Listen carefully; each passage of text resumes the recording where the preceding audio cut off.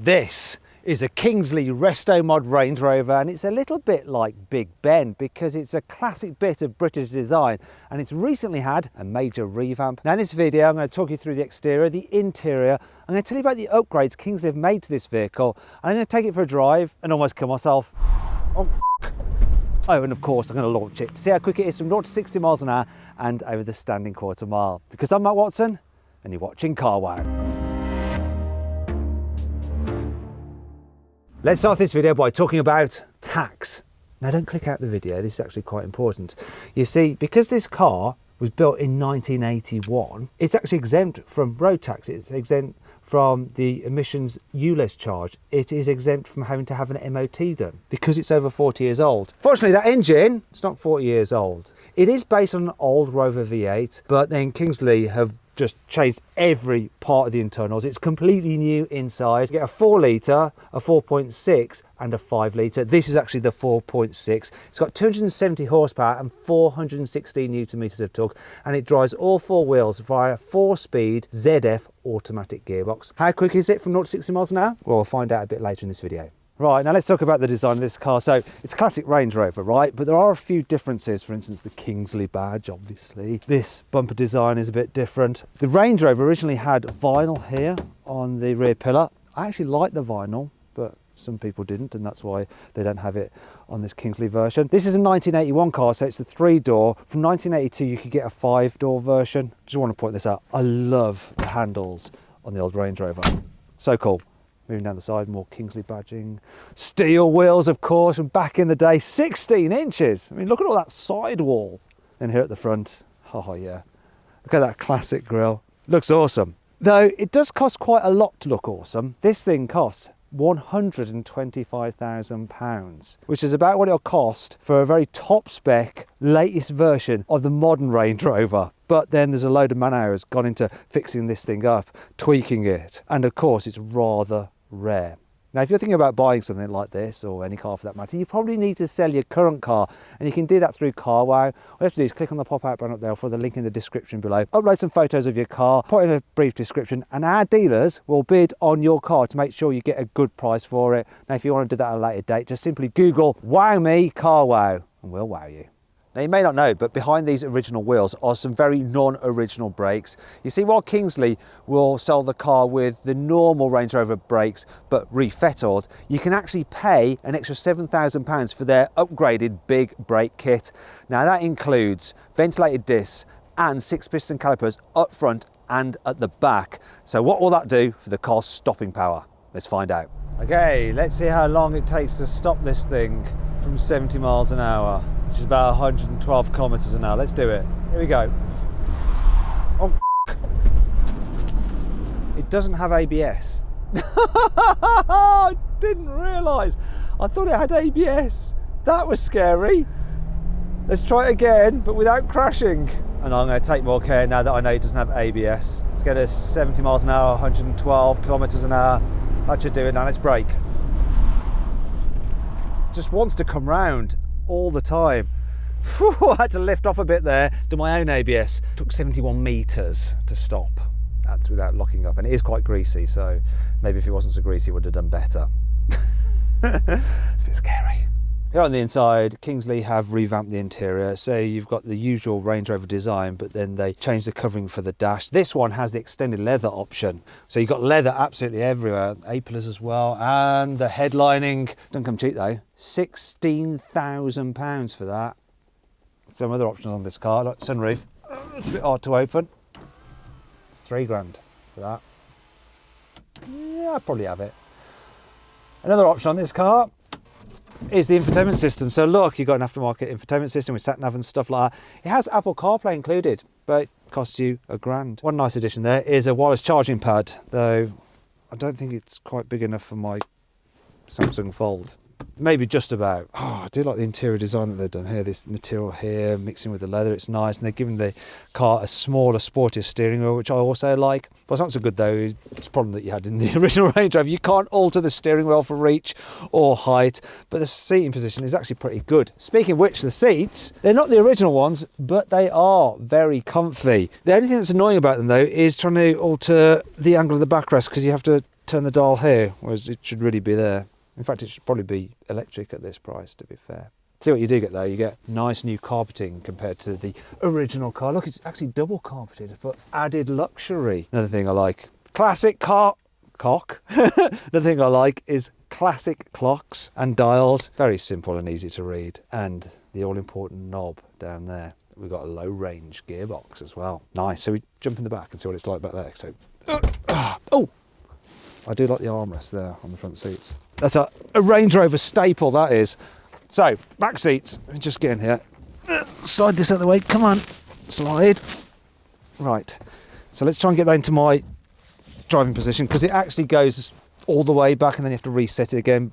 But look, knee room's fine. What is surprising is how little headroom there is in the back. Now, these back seats are slightly higher than ones in the front, so you get a better view out the front, but yeah, my head is touching. Got some big rear windows, and look at this. How old-fashioned is this? That's a bit stiff and won't open properly. I think that needs some adjustment there. What Kingsley have added here in the back, which you don't get in the original car, is this. Look, never had an armrest here in the back, which is quite a nice feature. And there's even a USB input there for charging your mobile phone. Where? Oh, classic 1980s for the win. We have an ashtray. Remember back in the days when people smoked? Nowadays everyone obviously vapes instead, don't they? Oh, and the carpet's nice and thick back here as well. Overall, it's pretty nice. There are a few places where it's a little bit handmade. See, look at that bit there. It doesn't fit brilliantly, and yeah, here as well. But that's what happens when things aren't manufactured and they're done by hand. The tolerances are obviously wider than if something was built by a machine. And in some ways, that's in keeping with the original Range Rover. Now let's talk about the boot. Classic Range Rover split tailgate, so you can go to the races and sit here and sip champagne. It can take probably 2 people's weight, no problem at all. Look at this load cover. Now, I would like to store this underneath a false floor. There were no false floors in 1981, so you know what that means. This load cover has got to be yeeted. I'm actually not going to do it with this, because to try and get your hands on another one of these is nigh on impossible. And then to trim it in leather, if you have found one, is very expensive. So I think I'll be very careful with this. No, I'm not even going to put it there. I'll just put it there and move on with the rest of the boot. So, probably notice this. Look, it's the spare wheel. It's not underneath the car. So if you have to get it to replace the spare wheel, you're not going to get your hands covered in dirt. It's warmed in its own little coat as well. There is one thing though, if you need to fold down the rear seats, you either have to go round, which is a bit annoying because it's a 3-door, or you're going to have to climb in. Oh. And then you can do it. Look, there. And as you can see, you're left with a huge big ridge there, which you can get rid of by, you have to, oh gosh, I've got to move those front seats forward. Oh, that is all a bit of a faff. And it brings me on to 5 annoying things about this Resto Mod Range Rover. This is an old car, which means there is no lock or anti-siphon device for the fuel tank. So you might find that when you park this in the country, you know, someone might come along there and they might open that up and help themselves to your petrol.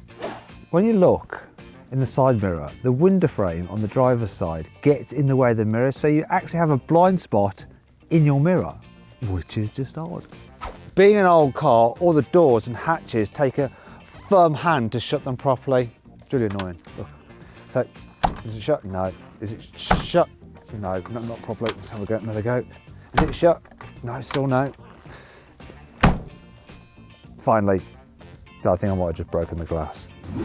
The electric windows go up and down at different speeds. Now, can you guess which one is the quickest one? Is it the driver's side or is it the passenger side? Quickly vote in the pinned comment. Right, now we're going to have a race. I'm going to put them down and up again. 3, 2, 1, go. That one's down. Come on.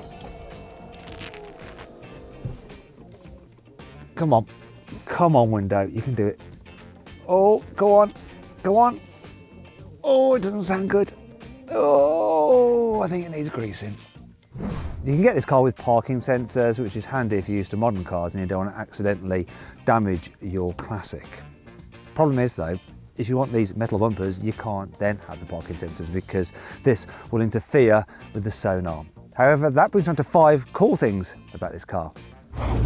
You can get a reversing camera for the car, which means that you shouldn't have any problem with reverse parking regardless of which bumpers you go for. Unlike the original Range Rover, the chassis has been galvanised so it won't rot. The old Range Rover was pretty noisy when you were driving. You could really hear like the engine noise, road noise and all that kind of stuff. So Kingsley have fitted this one with a lot more soundproofing. So it does mean you can still hear the engine with the door shut, but it's just not as intrusive as it would have been if the car was original. One of the problems with old cars is the headlights. They are rubbish. You can't see anything at night really.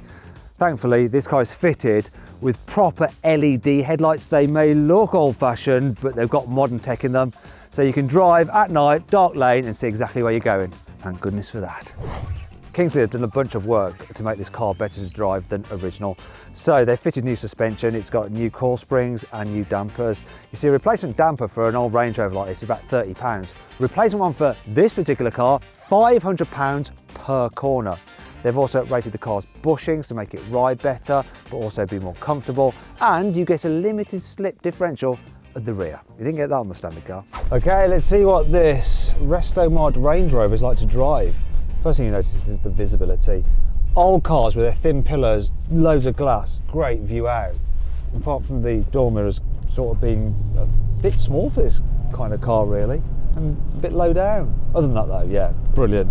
Do you know what, there's something special about just cruising around in this. First of all, the engine noise.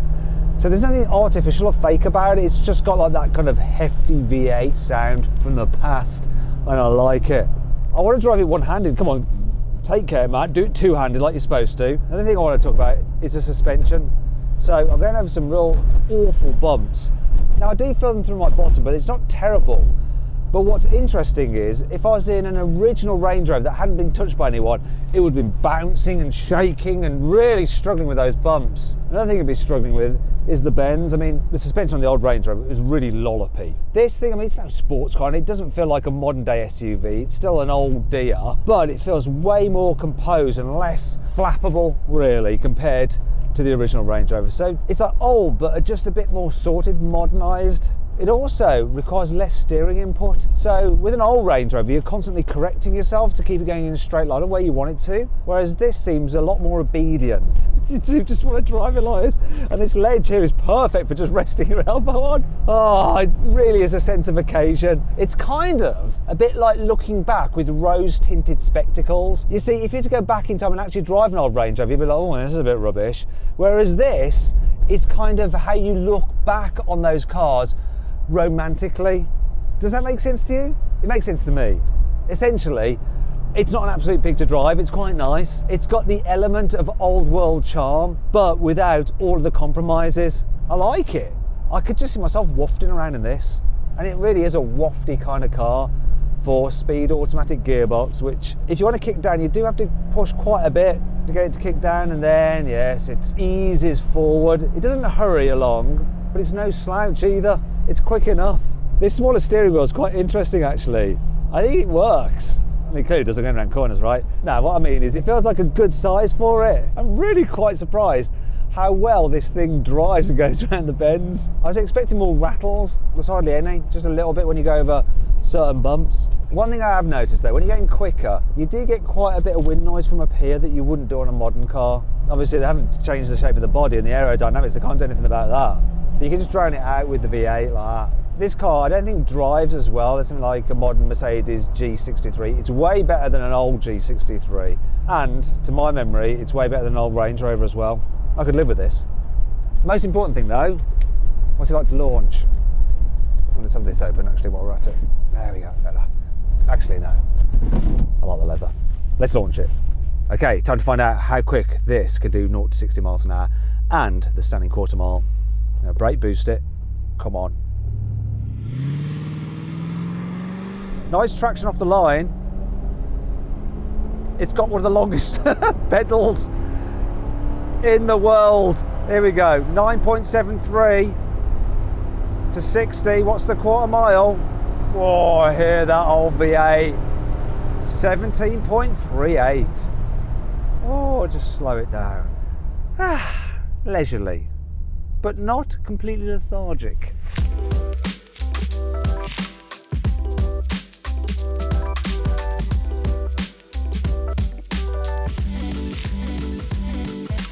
So then, what's my final verdict on the Kingsley Range Rover Resto mod? Should you avoid it? Should you consider it? Should you shortlist it? Or should you just go right ahead and buy it?